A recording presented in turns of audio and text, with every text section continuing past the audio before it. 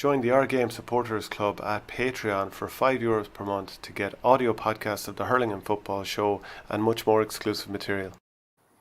So a 16th Ulster title for Tyrone after a fabulous game at Croke Park, winning by 16 points to 15. It was just a crazy game, and Rory Beggan is the way he played in that game. That's the way that all kids should want to play, pressing forward.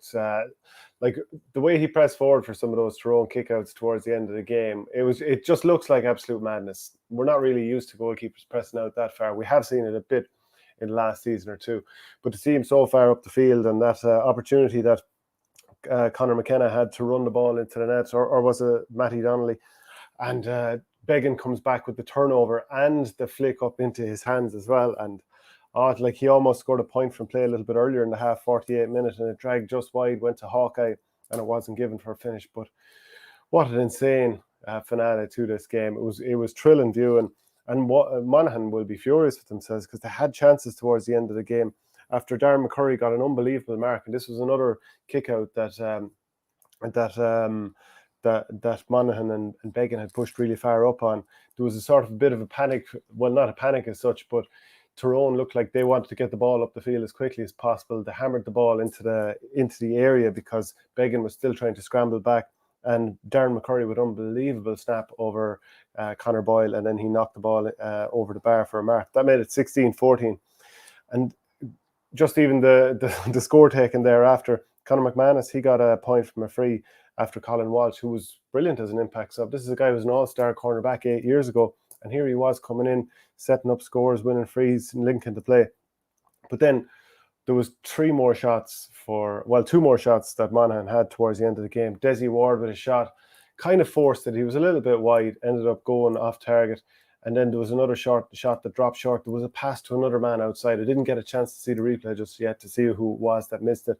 But that was very wasteful. And Niall Morgan went to clear it. The ball was knocked out by a Monaghan player, and they had a chance to just hold on to the ball for the rest of the game, which they did.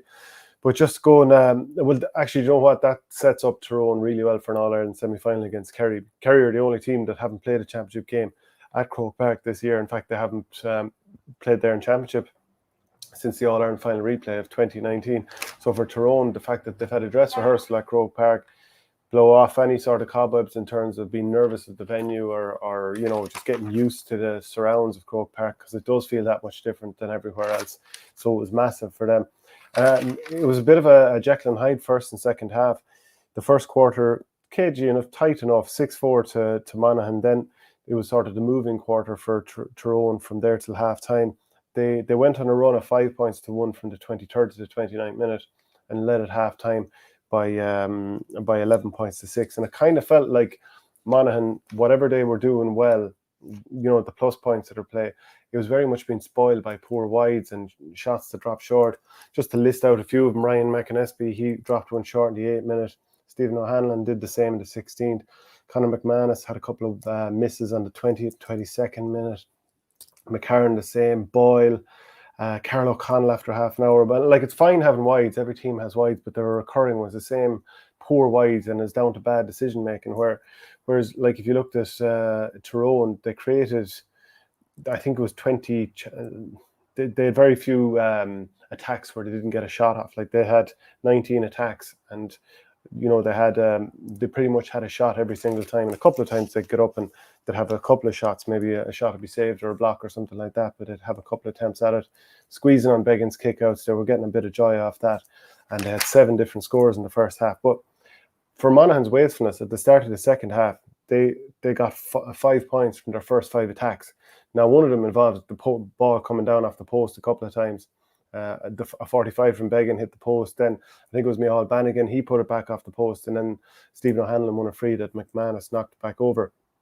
But for a finish, Tyrone, they just found a way to get it done.